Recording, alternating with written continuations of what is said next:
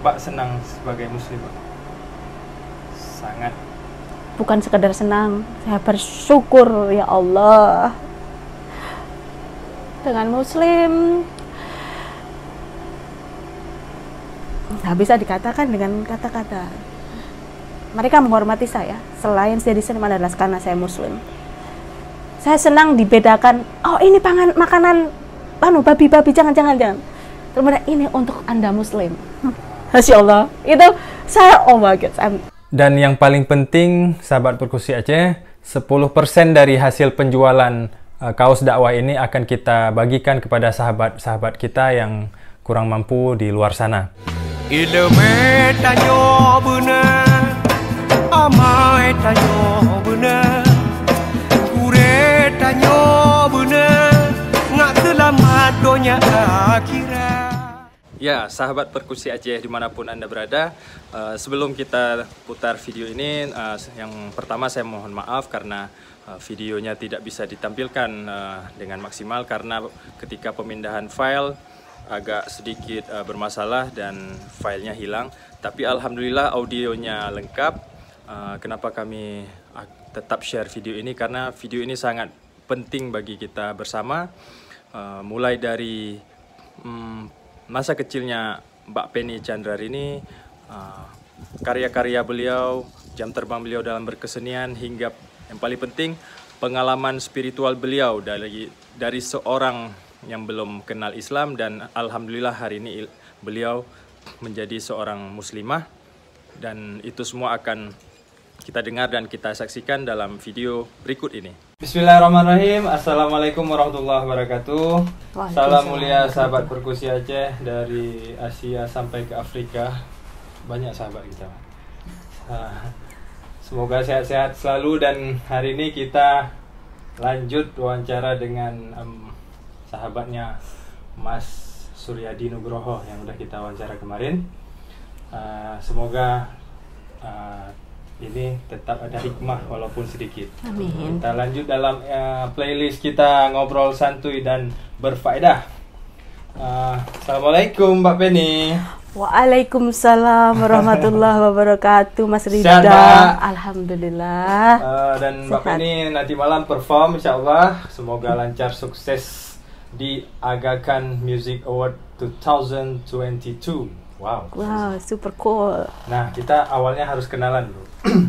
Mbak Penny ini siapa sih dari seorang yang awalnya dari desa kah, kota, atau gimana Mbak Penny perjalanan kesehariannya dari masa kecil?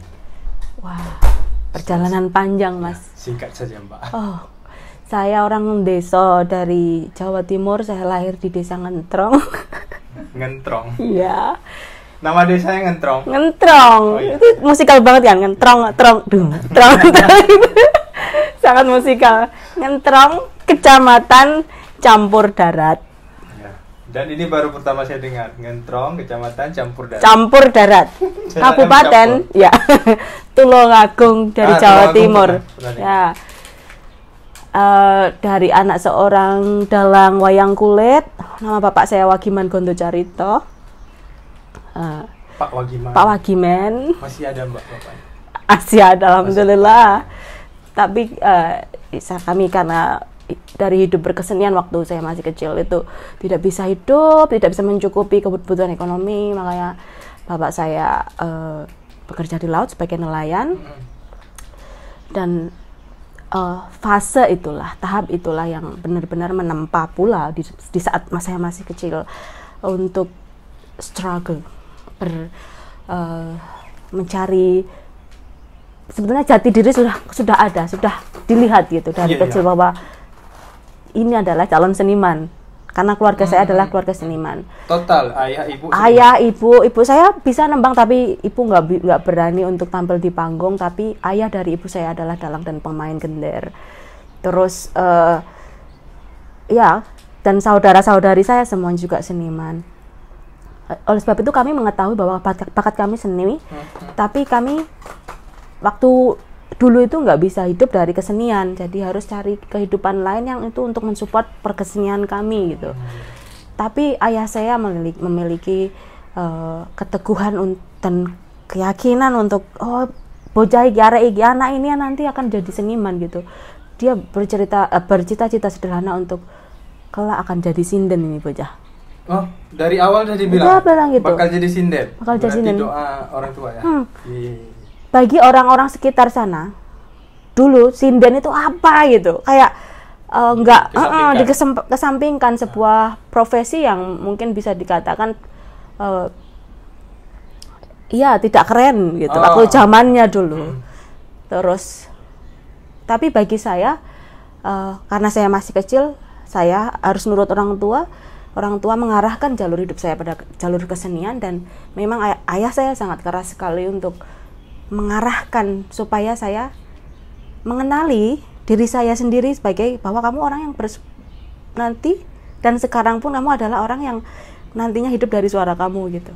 Dari bapak saya cari cara supaya saya bisa mengekspresikan kemampuan itu dalam lomba-lomba tembang mau copat kayak gitu, lomba-lomba tingkat kecamatan sampai tingkat kabupaten penuh gitu ya.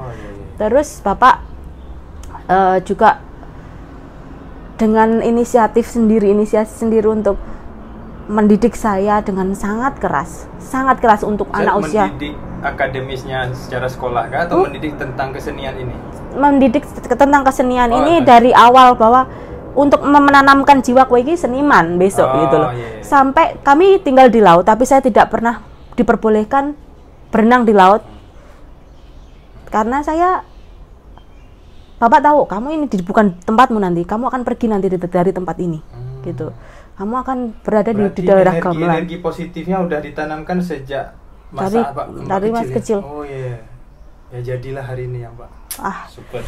Masya Allah, saya bersyukur. Nah, Mbak kan memang katakanlah keluarga seniman dan pendidikan kesenian tuh dari keluarga. Adakah waktu masa kecil tuh di jalur akademisnya, katakanlah misalnya ada masuk sanggar atau les seni ini atau sekolah yang memang fokus di seni? Kalau kecil untuk vokal saya dididik langsung oleh bapak saya. Meskipun ya dengan kesederhanaan bapak, sepengetahuan bapak untuk berolah vokal, bapak itu kalau orang Jawa bilang gotok gitu loh. Jadi otodidak. Pokoknya latih kekuatan suara kamu. Menembanglah di depan laut itu, kalahkan energi laut untuk kamu bisa berteriak dengan kekuatanmu supaya ini terlatih untuk bersuara tinggi, terlatih untuk bersuara keras ketika itu difungsikan untuk nembang gitu. Terus tapi untuk bermain musik, bermain gamelan belum, karena kami tidak memiliki gamelan, orang miskin milik gamelan gimana. Terus gamelan mahal Mbak? Mahal nemen banget, maksudnya nemen itu bahasa Jawa. Mahal sekali. Terus ya hanya vokal yang tidak memerlukan modal apapun, ya kan. Jadi dan juga dengan vokal bapak saya bisa melatihkan pendidikan sastra gitu, sastra dalam tembang Jawa, yang di situ kan bapak menulis syairnya sendiri, terus menulis syair dalam mocopat. Terus kamu sudah tak daftarkan lomba mocopat loh Nduk? Apa Pak? Lomba ini tingkat SD, tingkat kecamatan. Nanti pakai cakepan, itu syair yang ditulis oleh bapak saya sendiri. Ini cakepannya nanti tak latih gitu. Dari keyakinan bapak yang itu di masa kecil membuat saya si jalan hidup. Bapaknya Mbak, berarti kakek Mbak orang seni juga enggak? Kakek dari ibu saya, tapi saya enggak menangi. Waktu saya kecil udah enggak ada kakek dari ibu saya. Maksud saya ayah dari ibu saya udah enggak ada. Bapaknya Mbak berkesenian, belajar dari orang tua juga atau dari lingkungan? Sepertinya dari lingkungan juga, dan dari lingkungannya bapak dan kakek. Berarti memang silsilah turun-temurun senimannya. Ya. Nah, Mbak, masa akademisnya tuh di kampung teruskah dari SD, SMP, SMA, terus kuliah keluar atau gimana nih? Jenjang akademis saya waktu TK itu di Ngendrong. Tahun berapa Mbak? Tahun lupa. sekitar 87, lebih tua ya, 87 di TK. Saya tua dan bangka. sama. Tua bangka. Jawa Dwipo. saya sangat Jawa dan 87 gitu. 87 gitu. Terus TK sampai SMP saya di TK, SD saya di Ngentrong, SMP di Campur Darat, SMA saya pindah ke Surakarta untuk belajar. Surakarta itu kota. Ya, di Jawa Tengah, Solo. Iya, kotanya Ya. di sana. Ya, Jawa Tengah untuk belajar karawitan. Nah, di situ saya ketemu teman saya namanya Suryadi Nugroho, pengendangnya Bapak almarhum Didi Kempot itu. Saya kenal itu. Saya juga kenal. Beberapa hari lalu. Tapi serasa kenal lama ya? Iya. Gila.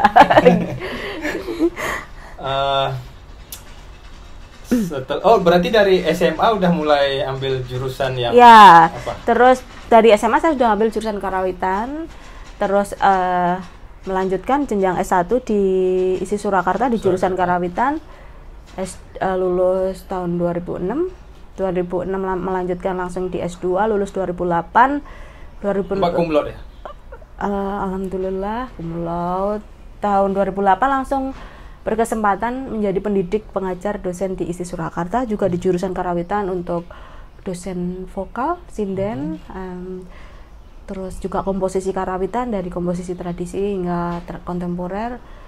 Kemudian di tahun 2018 alhamdulillah meniatkan diri lagi untuk meneruskan S3 di ISI Surakarta lagi, untuk penciptaan seni. Lulus tahun 2021 dokter penciptaan seni. Berarti full di ISI Full. S1, S2, S3. Full. Terus yang di Amerika ini? Yang di Amerika yang ini atau yang dulu? Oh, ada 2 kali. Yang dulu. Yang dulu di tahun 2011-12 itu dapat grant dari ASEAN Culture Council untuk belajar ekstra. Karena waktu itu saya sudah lulus S2, saya sudah jadi dosen. Saya merasa kemampuan saya dalam mengkompos, dalam bereksperimental vokal perlu dikembangkan lagi, perlu pengetahuan yang itu tidak hanya saya dapatkan di negara saya, dan saya perlu melihat, tidak hanya dilihat. Karena kalau saya pergi ke luar negeri, biasanya saya dilihat orang di panggung, diapresiasi, dilihat, setelah itu balik. Nggak pernah saya melihat pertunjukan orang lain gitu. Gantian dong gitu. Gantian dong, saya mau melihat pertunjukan keren-keren di tempat yang keren, dan karena itu adalah juga ilmu. Iya, gitu. betul. Banyak jalan, banyak lihat, Mas. Dan kita kesempatan itu nggak pernah ada gitu. Waktu saya keluar, kamu pentas di mana? Oh, saya pentas di Esplanade gitu. Pentas. Terus setelah itu kan ada pertunjukan lain, kamu nonton nggak? Enggak, karena saya langsung balik gitu. Karena kan selalu keterbatasan. Nah, kali itu saya berkesempatan untuk apply di ASEAN Culture Council. Saya mau belajar komposisi, saya mau belajar eksperimental vokal, jazz forum, writing for voice di California Institute of Arts. Itu adalah kampus seni yang seperti ISI Surakarta yang sangat keren, mahal sekali. Populer di Amerikanya. Ya, saya nggak mau menyebutkan paling populer, tapi itu kampus yang mahal gitu kan. Pasti mahal kalau di Amerika. Pakai dolar bayar. dolar gitu. Ya, di situ berkesempatan untuk connect banyak orang pula gitu. Dan koneksitas itu yang menjadikan salah satunya yang menjadikan pintu-pintu saya untuk terhubung dengan dunia internasional yang lebih luas. Dan mereka lebih mengenal pula peradaban tradisi Indonesia yaitu dalam ranah gamelan. Dan inilah seorang eksperimentalis vokalis yang lahir dari budaya gamelan kayak gitu. Nah, disitulah jenjang. Yang tadi 2011. Terus yang terbaru ini? Terbaru ini nanti itu di tahun 2023 saya mendapatkan Fulbright untuk mengajar, justru bukan belajar, tapi saya yakin mengajar itu adalah sekaligus belajar. Dimanapun saya berada, saya selalu belajar. Di tahun 2023 di bulan Januari saya akan di University of Richmond, Virginia, Amerika Serikat, untuk Fulbright selama 1 semester. Ya, di musim semi. Semi itu apa? Bersalju kah atau setelah salju? After snow. akan indah karena banyak bunga-bunga. Oh, gitu ya. Ya. Makanya bersemi-semi. Ya? Bersemi.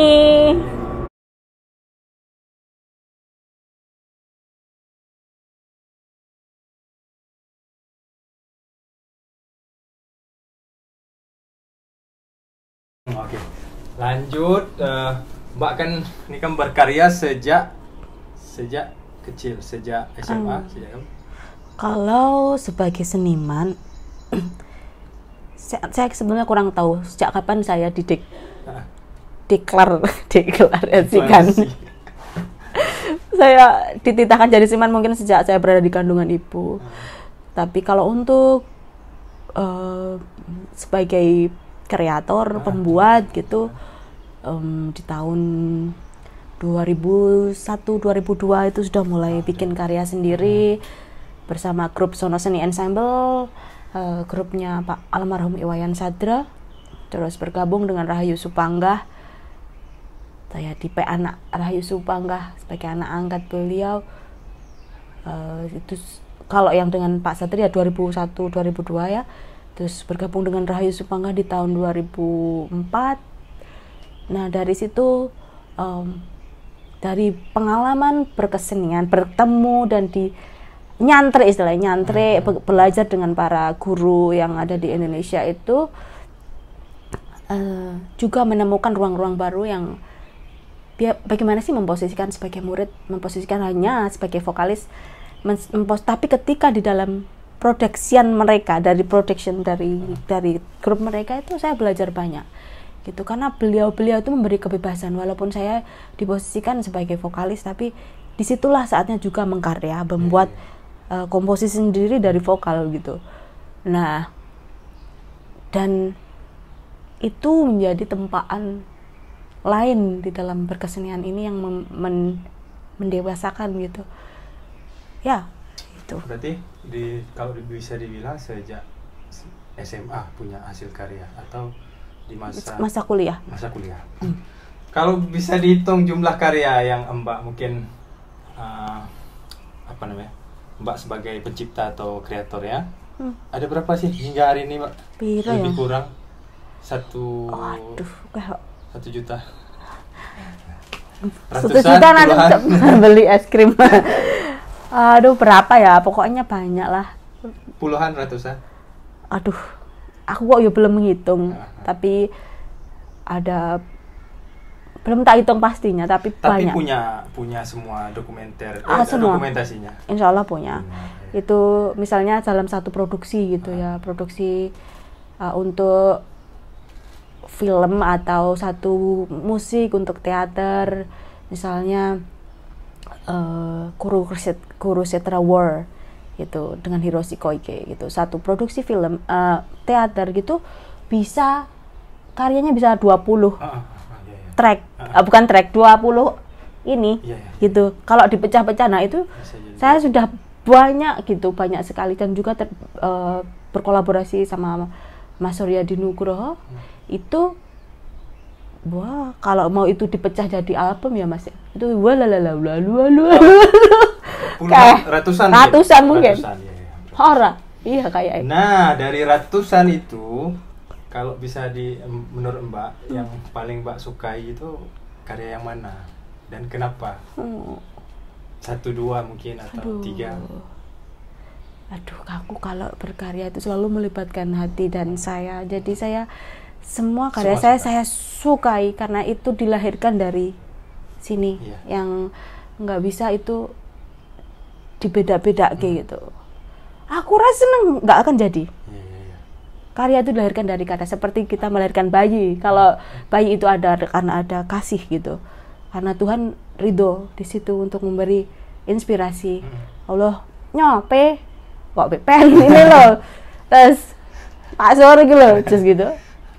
Atau kalau dibalik pertanyaannya, yang di antara karya-karya itu yang sering disebut atau dimainkan sama orang atau disupport ya Mbak, Mbak yang ini keren loh, apa itu yang paling sering terdengar Mbak? Ya itu akhir-akhir ini baru yang ngehit itu dunia membicarakannya adalah Madu Swara. Itu yang lahir di tahun 2019 di saat saya sekolah.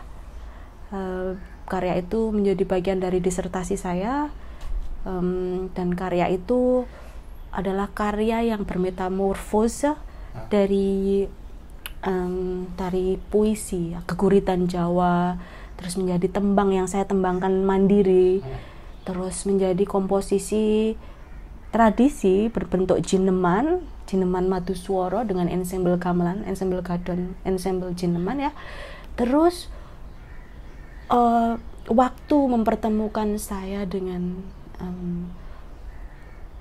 jineman ini harus dipaksa untuk menjadi sebuah komposisi musik kontemporer dari gamelan dan vokal saya. Pada waktu itu adalah di TEDx Ubud. Saya hanya bisa diperbolehkan membawa 2 musisi, padahal kalau versi jineman asli ya harus 4, 5 sampai 8 ya. Terus itu hanya boleh bawa 2 musisi. Aku akhirnya harus mengkompos ulang dari inspirasi jineman. Jineman itu bentuknya tradisi, menjadi sebuah komposisi baru yang itu adalah targetnya tidak hanya orang Jawa yang bisa mengapresiasi, yang bisa menerima dari apa sih komposisi itu, tapi adalah dunia gitu. Karena di TEDx itu yang nonton bukan hanya orang Indonesia, tapi plural banget dari mana-mana, orang-orang bule gitu. Nah itu saya harus berpikir keras, bagaimana bisa menampilkan kekuatan tradisi menjadi sebuah karya kontemporer yang bisa dinikmati ya, dan bisa memberi impact message, pesan yang itu mengglobal gitu, yang tidak hanya untuk saya pribadi tapi untuk ya orang yang mengerti gamelan, ya untuk orang yang tidak mengerti gamelan, ya untuk orang yang mendengarkan tercerahkan gitu. Nah setelah itu saya berkesempatan lagi ketika tahun 2019 saya ikut program di Amerika namanya Mosaic Interaktif, program dari Foundation Nation Bang On Again, bertemu dengan beberapa musisi seniman yang mayoritas Muslim di tour di Kentucky. Pentas goalnya adalah di Knoxville Pickers Festival. Nah itu waktu itu kami berkarya di sana, tentunya inspirasi dari spiritualitas kami ya, spiritualitas berkesenian, spiritualitas hidup sebagai seorang seniman Muslim. Kalau saya secara pribadi tentu saya berkesempatan maduswara itu ada di sini. Saya bawa dan saya sendiri, saya tidak membawa musisi apapun. Dan di tahun 2019 saya ditelepon oleh Kronos Quartet untuk apakah bersediakah Penny untuk membuat komposisi musik untuk Kronos Quartet, untuk Anda sebagai 50 for the Future Kronos Quartet Learning Repertoire Program, salah satu itu seperti a step like word dunia mulai melirik seorang Mbak Penny. Iya, mempercayakan untuk memberi sesuatu pada dunia ini, dunia lebih luas. Dan Indonesia luas. Tentunya.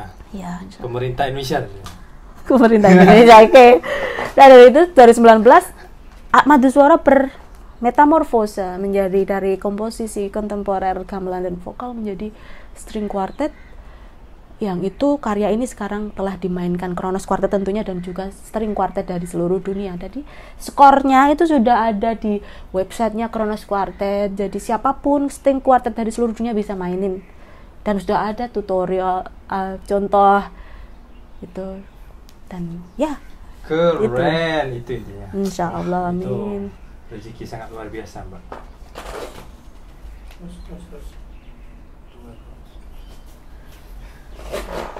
Next.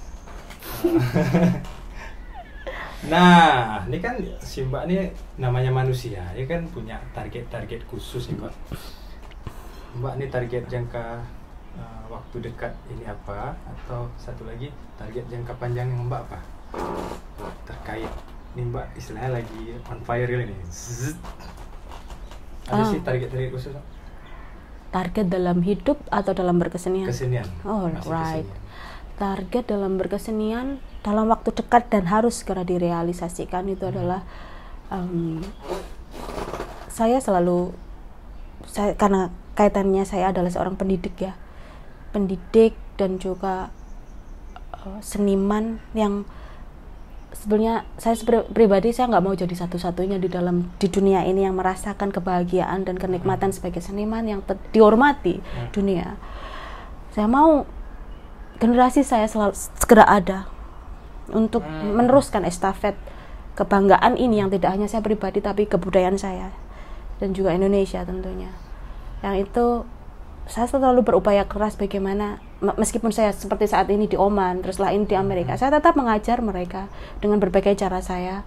Meskipun saya boleh untuk tidak mengajar sama sekali karena saya 1 bulan sudah free dari tugas kantor, tapi bagiku dimanapun bisa saya sharingkan ilmu itu kepada mahasiswa saya atau siapapun yang itu tidak dalam ranah akademis gitu, untuk menjadi generasi next generation. Itu target dekat dalam future lebih luas yang saya targetkan untuk mengembalikan jiwa Jawa. Saya orang Jawa, adab kebudayaan Jawa melalui pendidikan karawitan gamelan, dan juga itu menjadi seni yang lebih dihormati, yang lebih bisa membanggakan gitu. Dan tentunya kalau pergerakan saya juga secara pribadi bisa saya untuk terus mengembangkan berkolaborasi dengan seniman manapun ya, itu nanti kelak bisa membawa impact baik dalam bisa dikatakan syiar melalui seni. Untuk jangka panjang Mbak, mungkin karya mau buat gelar karya kah Anda nih? Ada target-target khusus tentang itu? Mau? Karena kan karya Mbak udah bejibun kalau bahasa enggak sih. Gelarkan nih se-Indonesia kah Semoga Indonesia segera memiliki, saya berkesempatan menggelar karya di sana. Jadi supaya tidak hanya di luar.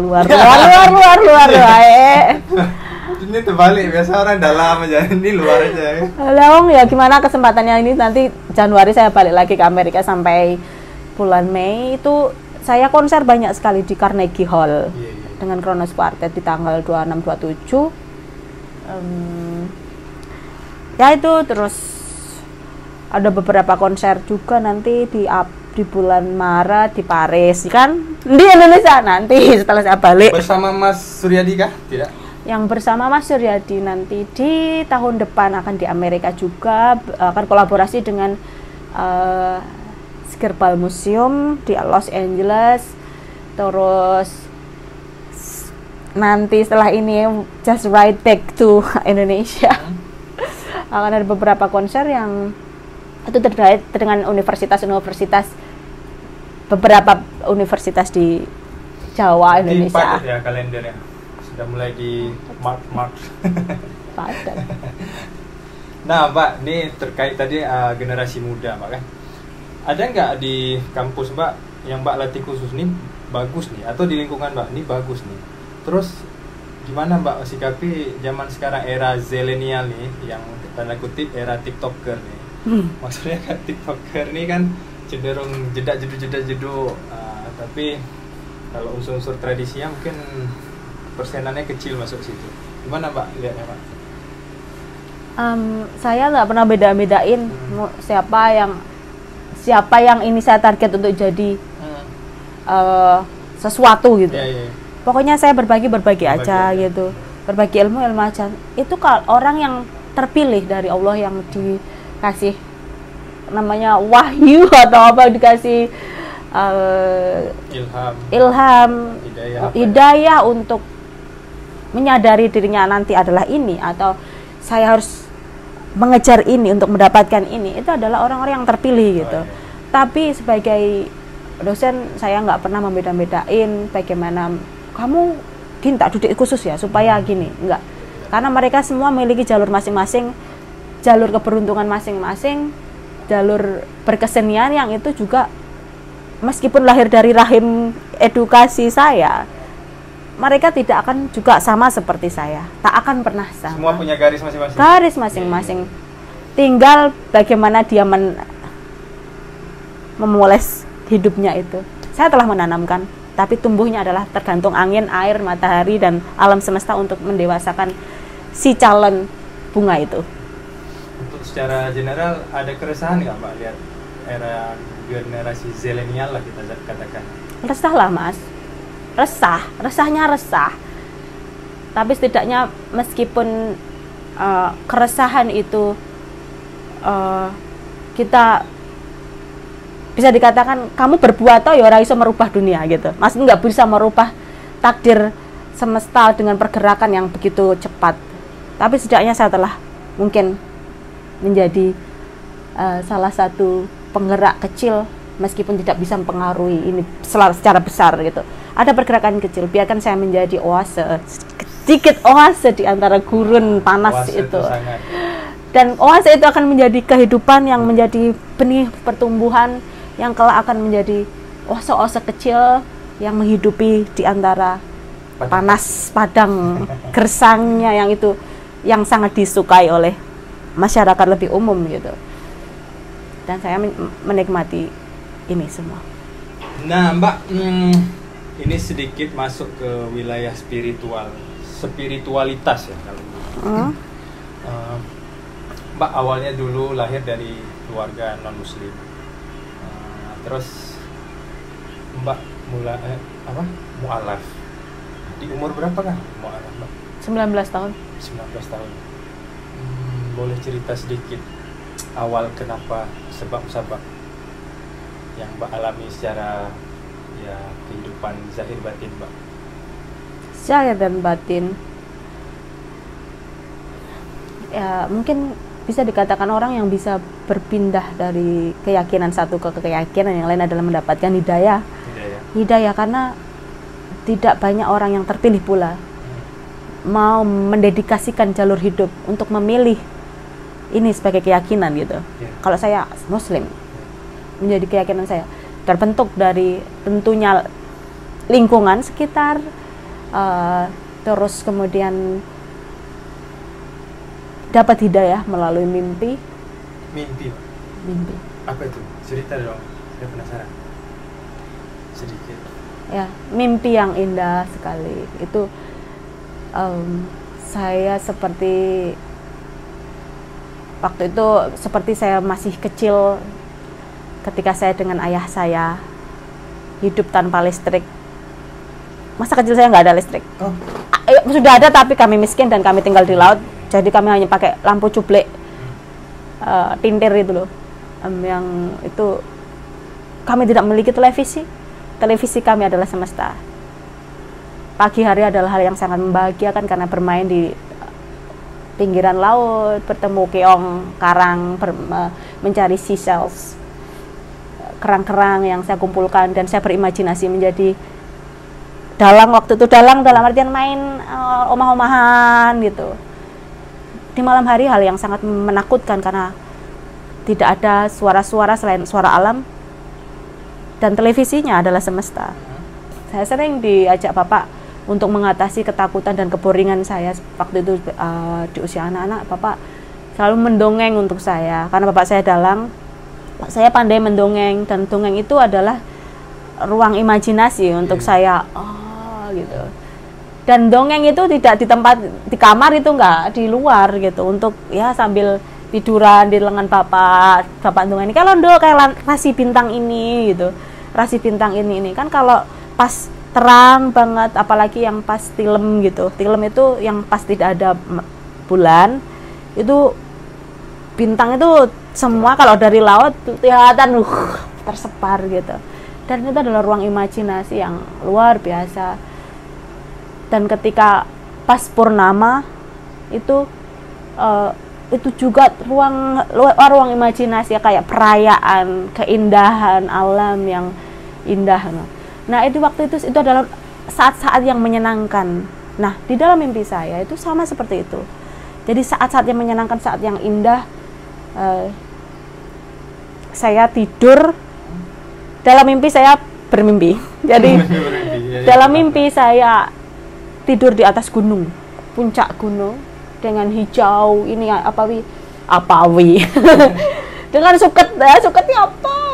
Rumput hijau gini, saya sendiri di atas tanpa siapa-siapa, Saya melihat satu rasi bintang yang sangat terang. Rasi bintang. Memang jelas mimpinya. Jelas sekali, jelas. Rasi bintang dengan kaligrafi Allah. Waktu itu saya belum mengenal sama sekali ini maknanya apa gitu. Dan itu sangat terang serut. Masih ingat di sini saya, oh ini belum pernah diceritakan yang ini nih gitu. Belum pernah terceritakan di dalam hidup saya. Saya lihat itu, oh ini indah. Aku ini di mana sekarang posisi saya dalam mimpi ya. Terus saya terbangun. Waktu bangun saya mendengarkan suara azan pertama kali, Allahu Akbar, Allahu Akbar. Oh, apa ini maknanya indah sekali. Terus bersaut lagi dari masjid yang lain, Allah. Oh indah. Pertama sekali saya mendengarkan suara azan di pagi hari setelah mimpi saya. Sebelumnya? Yo Pak, yo saya kan nggak gagas itu nggak dipikirin, ya udah itu suara-suara itu ada tapi kan nggak ada makna sama sekali gitu.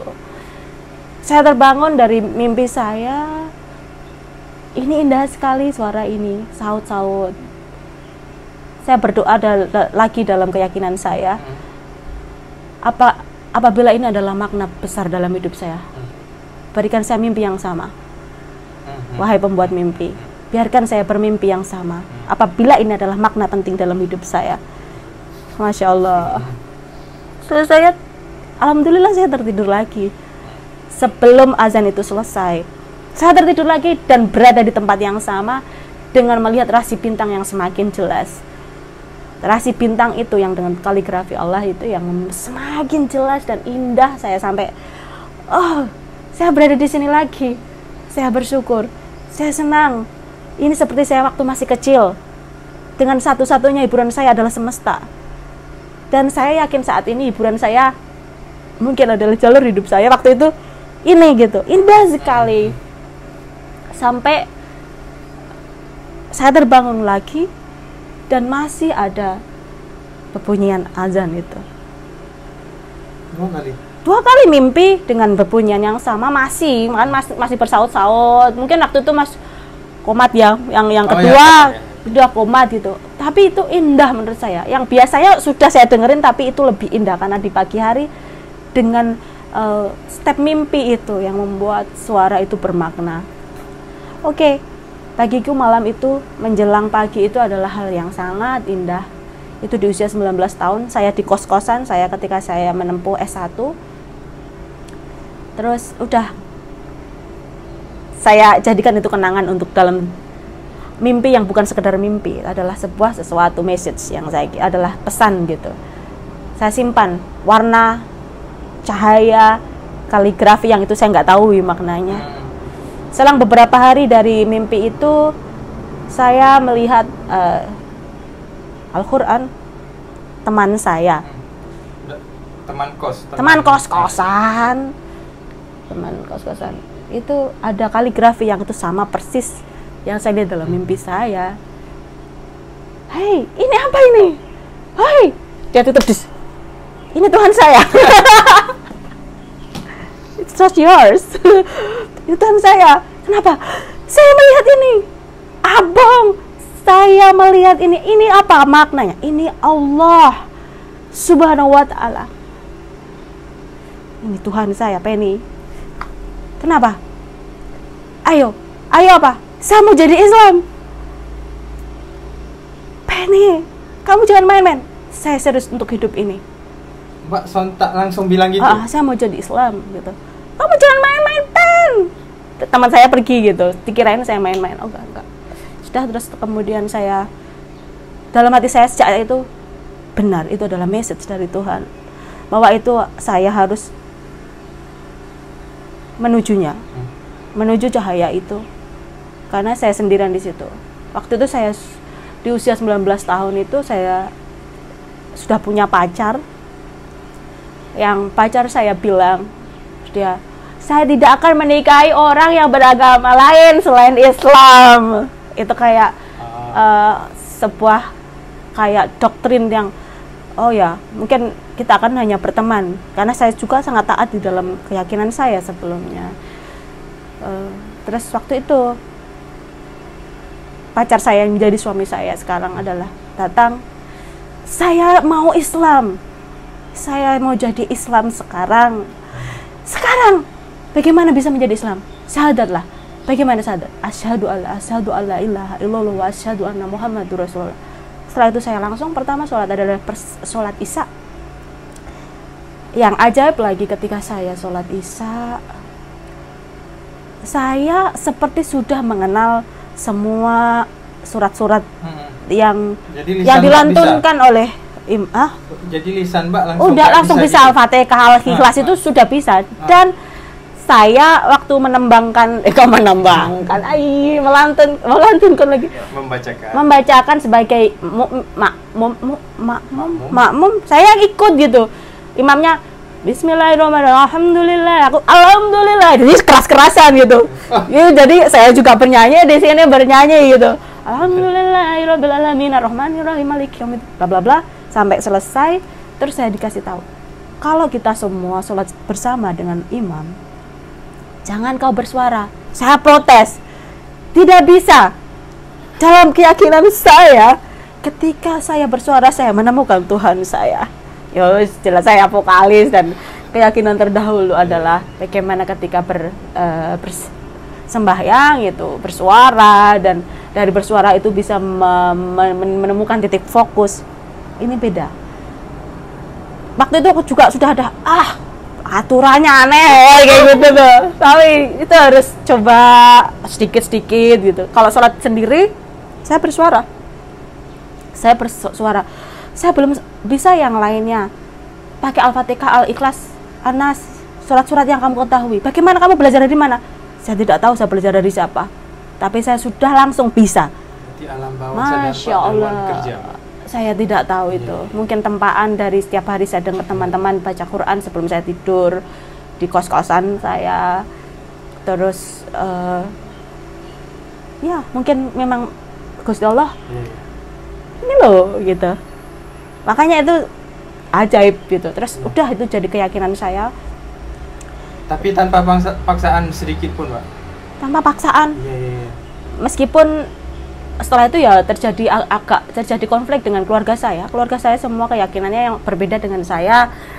Tapi saya berusaha memberikan pengertian yang itu tidak gampang ya pada beliau Bapak Ibu. Minta izin. Saya bilang, Bapak Ibu keluarga, kalau saya beralih menjadi orang yang jelek, pelacur atau orang yang tidak beriman, Bapak boleh menangisi saya. Tapi di sini saya menemukan keyakinan yang insya Allah nanti kita ketemu di surga. Kita akan berada di tempat yang indah bersama, yaitu surga. Terus ayah saya bilang, ya udah, jadilah kau Islam, tapi Islam yang benar. Tapi bukan karena Islam yang karena teman, karena pacar, karena bukan. Bukan itu, Pak. Ya, karena saya jadi langsung benar-benar jatuh cinta dengan mimpi yang itu sangat indah dan saya meyakini itu bukan mimpi yang biasa, karena tek ada kayak mimpi suara azan, Quran. Jelas mimpi. Jelas. 2 kali ya. Dan Masya Allah, dari mimpi itu yang menjadikan salah satu karya saya di Mozaik Interaktif di Amerika itu ada. Oh, Mbak jadikan karya di Mozaik Interaktif yang itu saya bekerja sama dengan beberapa teman Muslim. Terus juga bukan hanya sekedar teman Muslim pula, ada teman-teman lain, dan itu menjadi inspirasi yang luar biasa pula untuk mereka bahwa ketika spiritualitas tersuntikkan atau terhidayahkan dari sang pembuat inspirasi, jadilah dia sebagai jalur hidup yang itu tidak hanya sekedar selebrasi kehidupan, bukan hanya sekedar selebrasi, tapi adalah benar-benar tujuan hidup. Wah, hadiah terbesar tuh, Mbak. Masya Allah, ya, insya Allah. Terindah. Aduh terindah. Terakhir, Mbak, dari 19 tahun Mbak mualaf kan? Ya, berarti kalau dihitung udah sekitar 20 tahunan.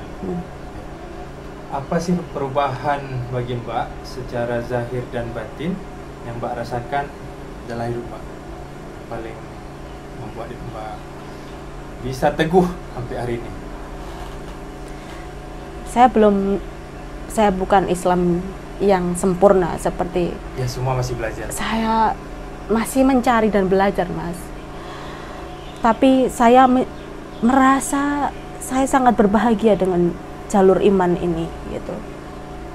Jalur iman sebagai seorang perempuan muslim yang berada di dunia internasional, yang tentunya sangat berat sekali dengan kebudayaan-kebudayaan yang lain yang bersinggungan dengan saya, yang itu mungkin bisa dikatakan yang ini nggak sesuai dengan ajaran kita gitu, yang nggak sesuai dengan kaidah ajaran muslim. Oh ini sesuai, oh ini bagaimana cara kita bersiar atau berdakwah dalam ini gitu. Itu yang hal yang berat untuk saya memposisikan diri gitu, sebagai saya bukan hanya milik saat ini suami saya, anak saya, murid-murid saya, Indonesia, Jawa, gamelan, bukan.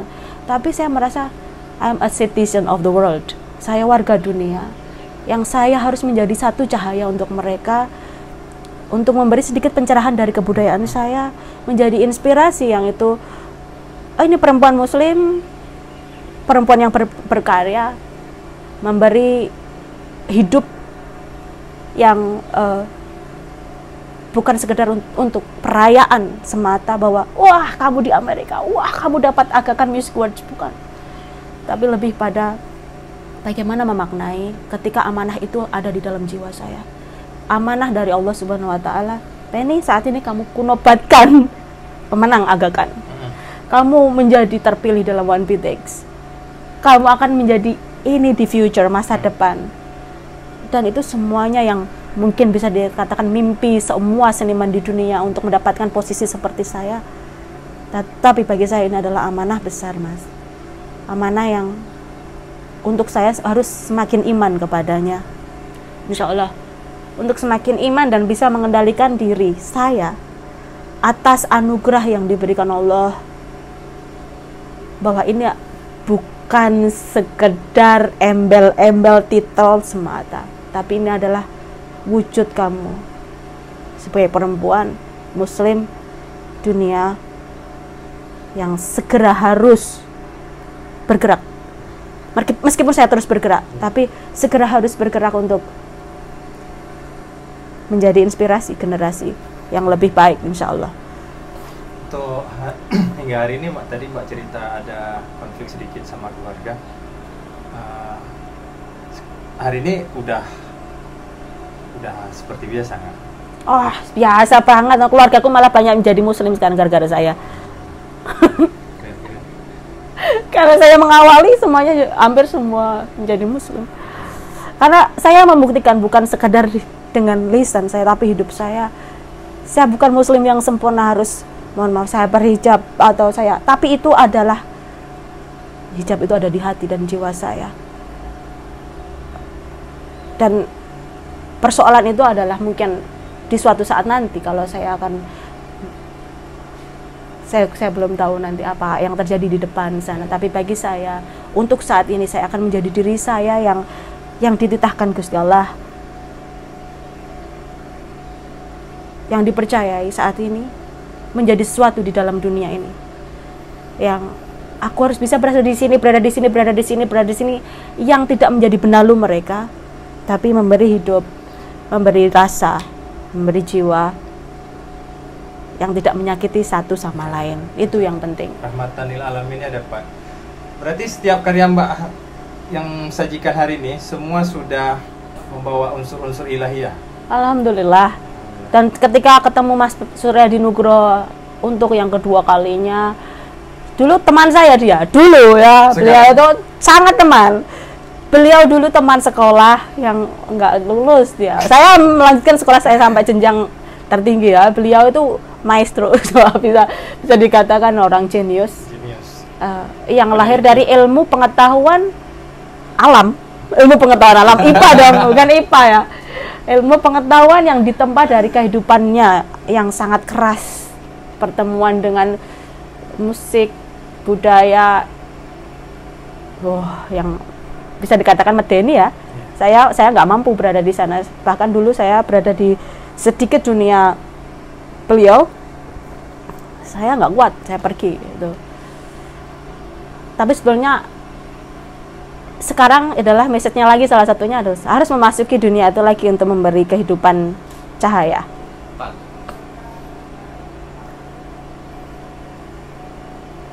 Sedikit lagi untuk poin akhir. Mbak senang sebagai muslim? Sangat. Bukan sekedar senang, saya bersyukur ya Allah dengan muslim. Nggak bisa dikatakan dengan kata-kata. Mereka menghormati saya selain saya di sini adalah karena saya muslim. Saya senang dibedakan, oh ini makanan babi, jangan. Kemudian ini untuk Anda muslim.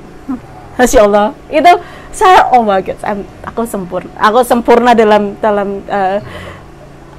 mereka melihat saya sebagai perempuan yang kamu berbeda dengan orang lain, dengan musisi lain, yang dari makanan yang sederhana. Itu mungkin juga berimpact pada kekaryaan pula tentunya, bahwa dalam berkarya saya tadi bilang selalu melibatkan jiwa dan hati saya. Saya tidak bisa melahirkan tanpa cinta. Saya tidak bisa membuat karya tanpa hati dan cinta saya. Jadi hal itu yang menjadikan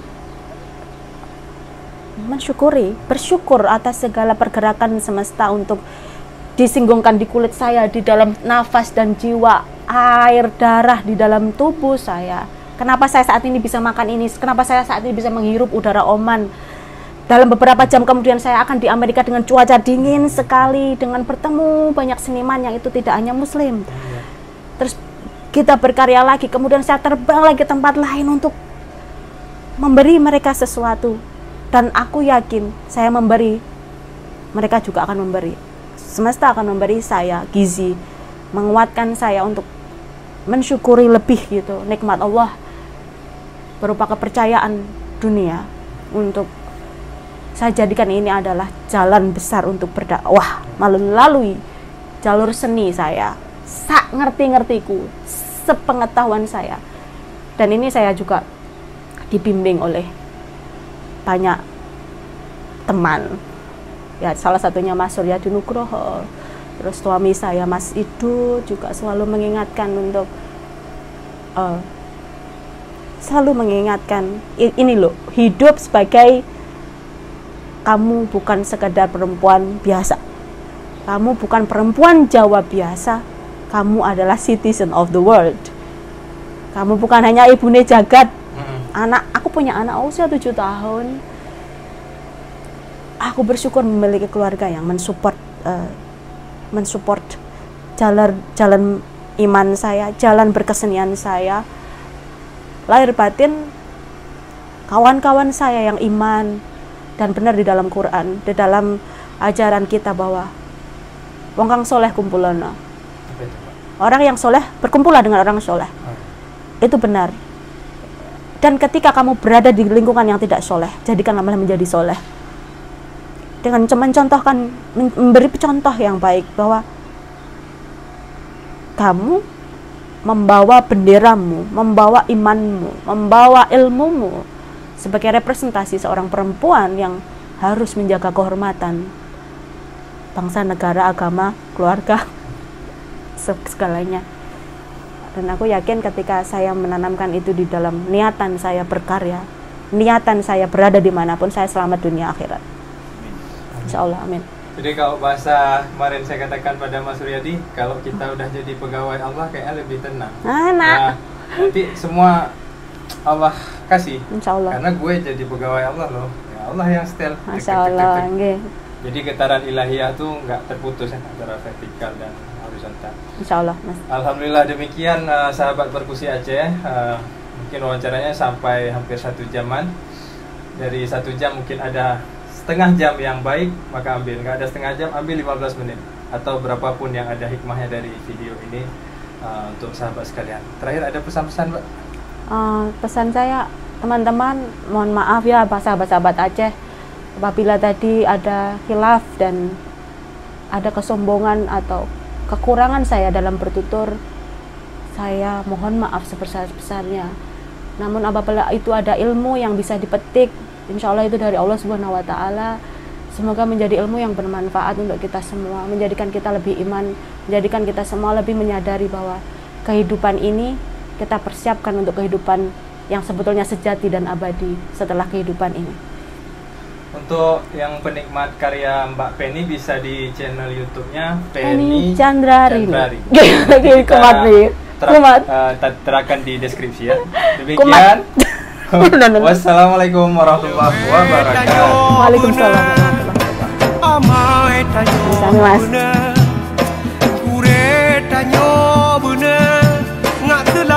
wabarakatuh.